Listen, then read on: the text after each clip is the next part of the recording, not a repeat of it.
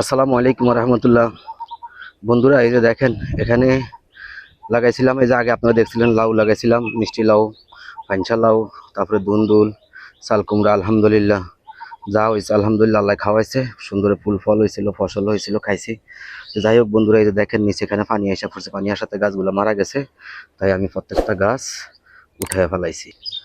এই যে দেখেন এই মাছটারও কি অবস্থা, এখান দিয়েও মনে করেন এই যে দেখেন মাছার থেকে যত গাছগুলো ছিল সবগুলো গাছ আমি উঠায় ফেলাইছি।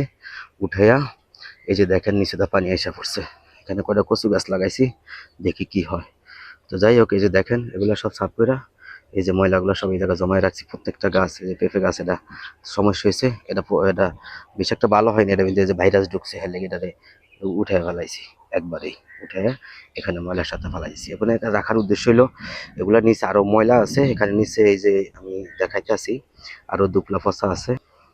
এই যে দেখেন এগুলো এগুলো হলো আমার সার, এগুলো পচাই, এই যে দেখছেন মাটিগুলো কেমন হয়েছে, এগুলো আর কি আমি এভাবে রেখে দিই। পচানোর পরে ওখানে যখন একদম নরম হয়, যখন নতুন করে গাছ লাগাই, তখন আর কি এগুলো সুন্দর করে বড় করে গাঁথা করে নিচে দিয়া তারপরে আর কি আমি গাছগুলা লাগাই। আরও আছে, দেখাইতেছি আপনাদেরকে। এই যে বন্ধুরা, এই যে এগুলো হলো আমার সার, এই সারগুলো এই যে দেখেন সবগুলো আমি সুন্দর করে এগুলো জমায়ে রাখছি। এগুলো যখন আমার লাগে গাছের গোড়ায় আমি একটু একটু করে নিয়ে দিই। আরও আছে ওইদিকে অনেক, এই যে দেখেন অনেক সার, এগুলো আমার সার। আলহামদুলিল্লাহ সারে কখনো কমতি পড়ে না, এগুলো সব গোবর সার।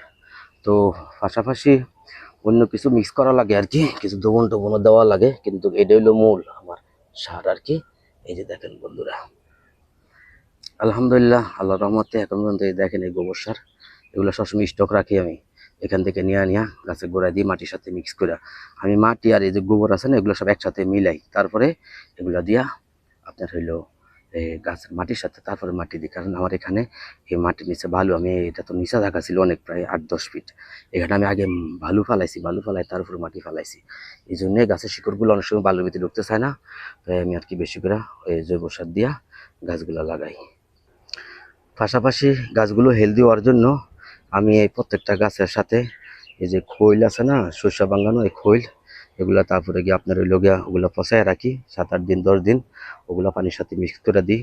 আর পাশাপাশি হইলো একটা জিনিস করি, সেটা হইলো আপনার হইলো এই যে কি জানি বলে আপনার এই কলার চোগলা, এগুলো আর কি এক ধরনের পটাশিয়াম হয় আর কি, এই আপনার হইলো কলার চোগলা, তারপরে আপনার রসুন পেঁয়াজ এগুলা দিয়া। আর বিশেষ করে যখন ওষুধ আমি ব্যবহার করি এদের জন্য কীটনাশক জাতীয়, তখন আমি করি কি এগুলোর ভিতরে আপনার হইলো এই যে এই হলুদ, মরিচ, তারপরে এগুলা আর কি আমি আসলে কাঁচা হলুদ আর কি এগুলা ব্লেন্ড করি, সাথে যে কলা চোবড়া দিয়া চাপাতি দিয়া, যাই হোক ওগুলো দ্রবণ বানাই আর কি, মিশাই মিশাই গাছের গোড়া আমি দিই। এই হলো আমার একটু পর্যন্ত আমার পরিচর্যা।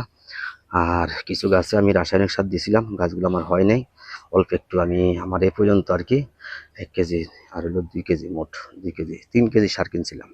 এই সারগুলো আমার এখন আর নাই, তো আমি আর চাইতেছি না আপাতত এগুলো ব্যবহার করতে, যেহেতু আমি বুঝছি যে মোটামুটি অর্গ্যানিকভাবে এগুলো করা সম্ভব, তাই আর কি আমি এগুলা বন্ধ রাখছি। তা আমি দেখি আমি আসলে এখন নিজের থেকে অনেক কিছু করতেছি, যখন সব কিছু হবে, সব কিছু ইনশাল্লাহ তখন সুন্দর করে ভিডিও করে আপনাদেরকে জানাবো আসলে আমি কি করতে আছি এটা। তো বন্ধুরা, যেহেতু এটা আমার কমার্শিয়াল না আপাতত, আমি নিজে খাই, আমার প্রতিবেশীরা খায়, আত্মীয় স্বজনরা খায়, এই জন্য আর কি আমি চেষ্টা করতেছি অর্গ্যানিকভাবে।